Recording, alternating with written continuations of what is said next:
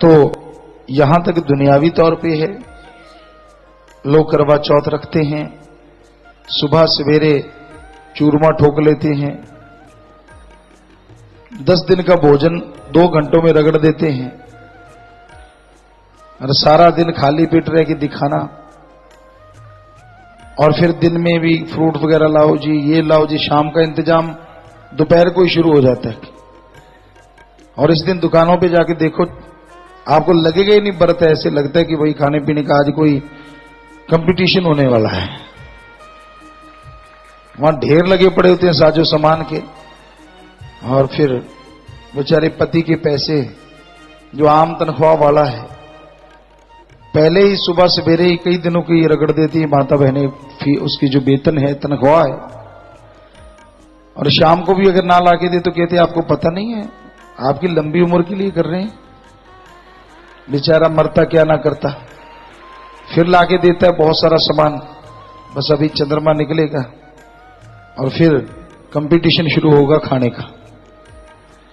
तो ये हमें समझ नहीं आती, ये व्रत क्या मतलब। व्रत रखो, अगर व्रत सही तरीके से रखोगे तो उसका फायदा भी है कि सारा दिन गुनगुने पानी पे रहो, सुबह कुछ ना खाओ। ये थोड़े ना 3 बजे उठ के पेट इतना भर लेते हैं, इतना तो ऊंट ना उठाए बोरे में वजन, आंतड़ियां इतनी भर जाती है उनको हिलने की जगह नहीं मिलती, इसलिए दोपहर को खुराटे मारते हैं माता बहन जो भी कोई व्रत रखता है। और कहां गर्म पानी पे रहना चाहिए, सुबह से कुछ ना लो, ठीक है, ताजा पानी, फ्रेश वाटर जो होता है गुनगुना, तो उस पे रहें, आंतड़ियों की सफाई होती है, परम पिता परमात्मा की याद आती है। और शाम को जब व्रत तोड़ो, जब भी आप तोड़ना चाहो 24 घंटे 12 घंटे के बाद, तो उसके बाद बिल्कुल हल्का फुल्का कोई भोजन लो, तो यकीनन वो खाने से शरीर तंदुरुस्त होता है, मालिक की याद आती है।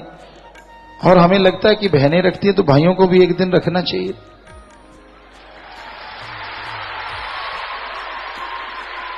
क्योंकि अगर पत्नी पति व्रता है तो पति पत्नी व्रता का होने में शर्म क्या है। हम सुना करते थे ये तो पत्नी का गुलाम है, तो इसका मतलब पत्नी आपकी गुलाम रह सकती है, आप नहीं बन सकते। बड़ी हैरानी होती है, गुलाम कोई किसी का नहीं होता। प्यार मोहब्बत का ये रिश्ता होता, ना पति न पत्नी। जब तक विचार मिलते हैं तो सब कुछ ठीक ठाक है, विचार नहीं मिलते तो कहते गल पे ढोल बजाना पैंदा है, वो वाली बात है। सो दोनों को बराबर का हिस्सेदार होना चाहिए।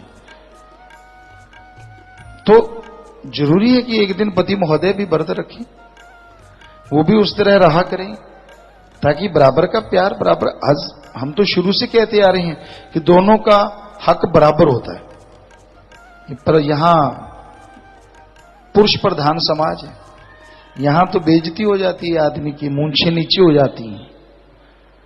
अगर वो ये सोच ले कि यार मैं पत्नी से सलाह करूंगा, कोई नहीं कहता बाहर, डरता मारा। कोई बात चल रही हो, यार ये काम करना है, कहता सोच के बताऊंगा। ये नहीं कहता कि मैं पत्नी से पूछ के बताऊंगा, डरता मारा, कहेंगे ये गुलाम है। गांव में देखा है हमने, बड़े बड़ों को ऐसे होते देखा है। तो इसमें शर्म की क्या बात है। क्या औरतों ने देश पे राज नहीं किया? क्या उन्होंने कई देशों के हेड नहीं कहलाई? तो क्यों ऐसा, क्यों? तो राय लेनी चाहिए घर परिवार में बैठ के, एक जैसा सम्मान करना चाहिए, पुरुष को औरत का, औरत को पुरुष का, दोनों एक दूसरे का सम्मान करेंगे तो गृहस्थ जिंदगी बड़े सुखमय ढंग से गुजरेगी।